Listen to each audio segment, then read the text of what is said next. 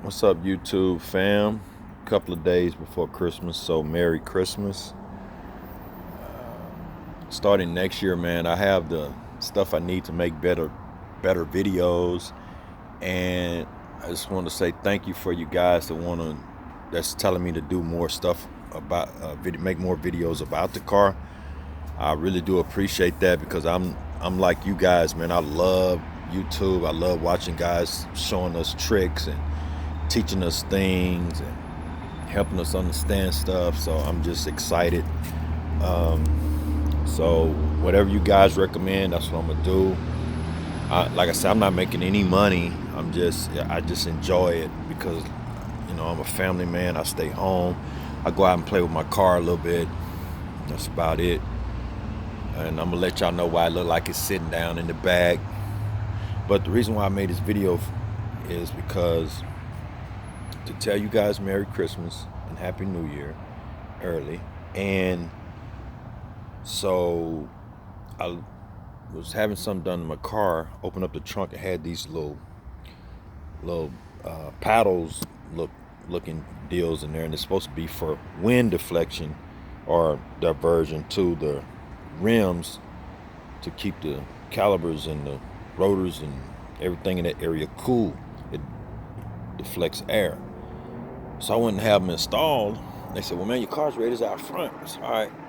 So as I was backing, I was turning, it started clicking, tick, tick, tick. I'm like, what the hell they done for it to tick, tick, tick? So I went out on YouTube, and I saw that guys have been having this issue, and the guys were taking their wheel off and taking like a buffer or something and buffering a little stuff. So I asked the guy, I said, yo, man, what's that ticking? And he was like, yo, man, Dodge know about it. It needs some. He called them. He said it needs. Man, if I wasn't trying to tell you to spit right out.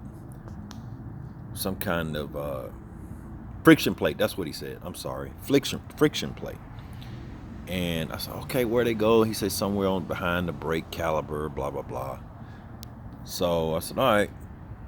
So when I got in there, what they're going to do, I don't know if you guys can see that, but these are two-piece rotors.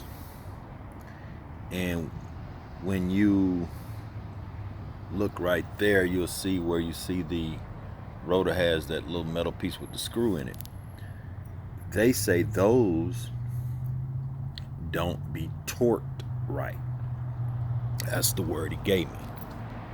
They need to be torqued. And I saw a guy on YouTube that said, do not allow them to mess with your rotors. So I want you guys to let me know, should I allow them to torque those screws or what? Give me some ideas on how to handle this. I have to take the car back soon.